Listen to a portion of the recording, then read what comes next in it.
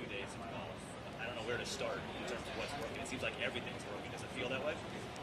Yeah, a little bit. I feel like still hit some not so great shots over the last 2 days, but yeah, for the most part, hitting it pretty solid and keeping it in the right areas, and made it relatively easy on myself. Never really felt like I had to scramble or anything like that.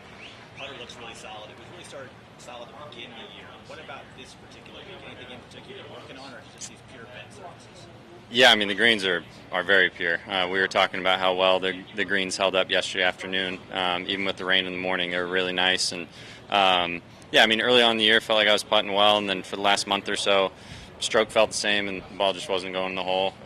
So just put a little bit more of a premium the last couple of weeks on green reading, and yeah, it's nice to see a few more go in. I think all of us are getting to know your game a little bit more. I'm such a great admirer of the off-speed stuff you have. It's like a slur for a baseball pitcher, the way that you're able to slow down the speed. Is that something you really had to develop, or is it always something you had a feel for to have some fun with out there, being able to shape shots and take the spin off?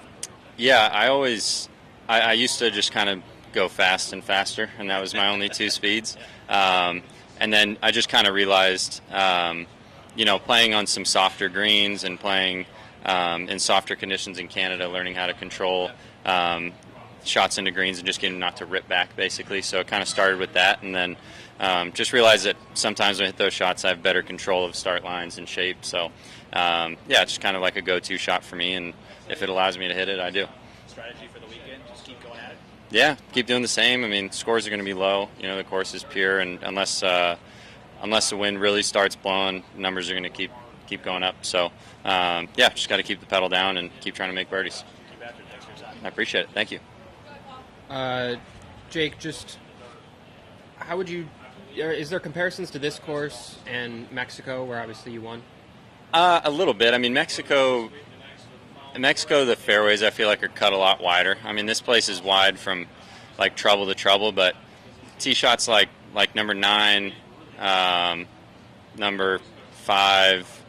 I mean, there's still just some tee shots that you just have to kind of avoid some things and hit good shots to give yourself a chance to go to the green for 2. So it's definitely a little bit more you want to be in the fairway, especially with the rough the way it is. It's easy to catch flyers as it gets dried out. So just been trying to put it in the fairway as much as I can. Obviously, I had that hot stretch from Torrey through Cognizant. Didn't quite keep it up the last couple starts. Anything differentiating kind of those two periods of golf?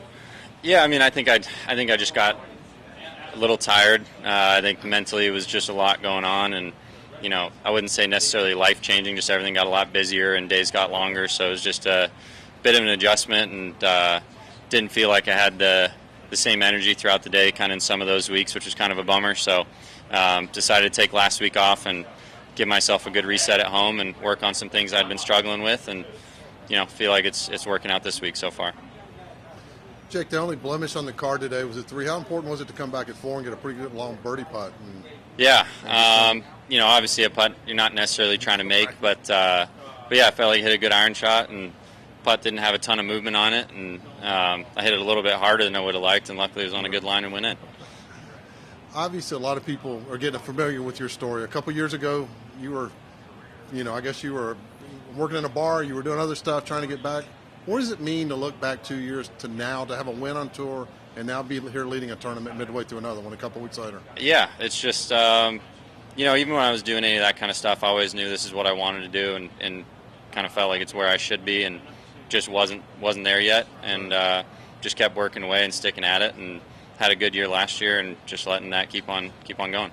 You look at your profile and they talk about the Rubik's Cube and all that, so you got a lot of interesting things going on around. Yeah, there's a few interesting ones about me, but I do my best. I'm kind of a golf-only guy. I just play a lot of golf and practice a lot, and that's been my focus for the last 4 or 5 years. Last thing, the win at Mexico, what does it do for you when you're sitting here in this position going into a weekend?